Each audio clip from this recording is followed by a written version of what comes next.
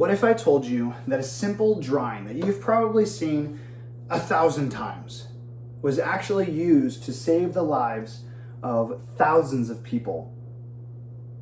You might be thinking of Michelangelo, of Picasso. You might even be thinking of the Sistine Chapel or something found in the Getty Museum.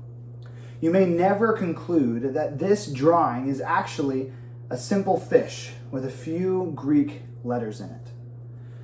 You've seen it on Bibles, you've seen it on signs, bumper stickers, you maybe have even seen it on tattoos.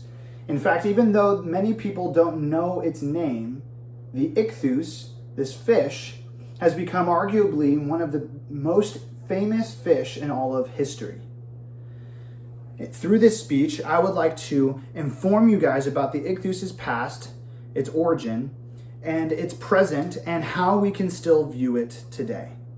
As I just stated, this famous drawing is called the ICTHUS. It derives its name from the Greek letters written on it. And though it is a common image in our modern day context, it wasn't always. Back in the 2nd century Rome, this image was actually a secret code of sorts. Though Christianity is widely accepted today, it wasn't always. Way in the past, back in the 2nd century, it was largely under attack.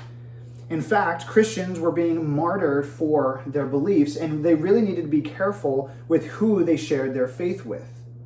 The book of Hebrews also states that they were not to neglect meeting together.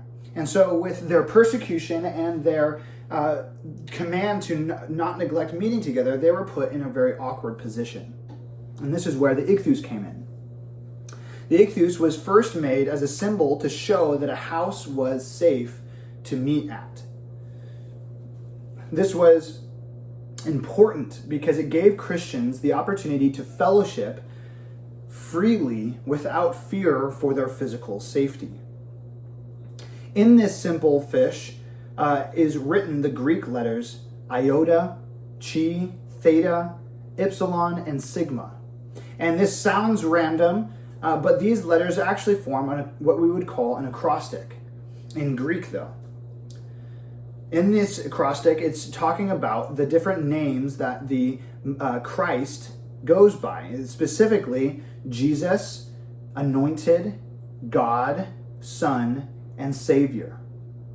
This made it clear to the Christians gathering exactly what was believed, and that this could be a safe place for them and their specific beliefs. Now, this may seem surprising to a lot of you guys. The reason for this is because of how this image has blown up across the Christian culture, especially in the early 90s and to the early 2000s. Nowadays, this symbol has really lost its meaning. In America, Christians aren't being persecuted like they were back in the 2nd century Rome. And so a symbol like this takes on a different meaning.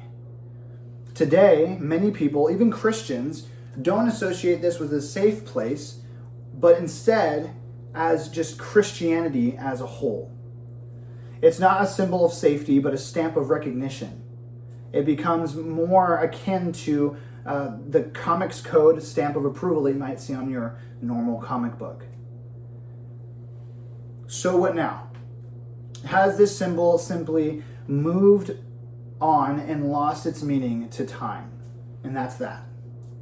I don't believe so. I would argue that just as it was simplified by the culture and through time, it can be deepened through simple education. And so what does this mean for us today?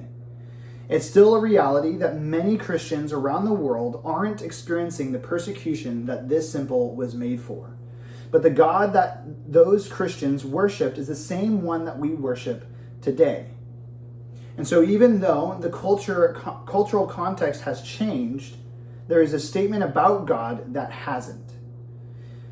Throughout the Bible, God promises to be with his people. He promises to protect them. It doesn't always turn out to be in the ways that we might think it would, but God delivers on those promises. The symbol represents that. Even though the 2nd century persecution, God protected his people. He gave them safe places to meet, times to worship, people to be encouraged by and to encourage. And so even today, if you see this on a bumper sticker, on a picture, on a whatever, it shows that God has been faithful and he is still good to his people. Thank you.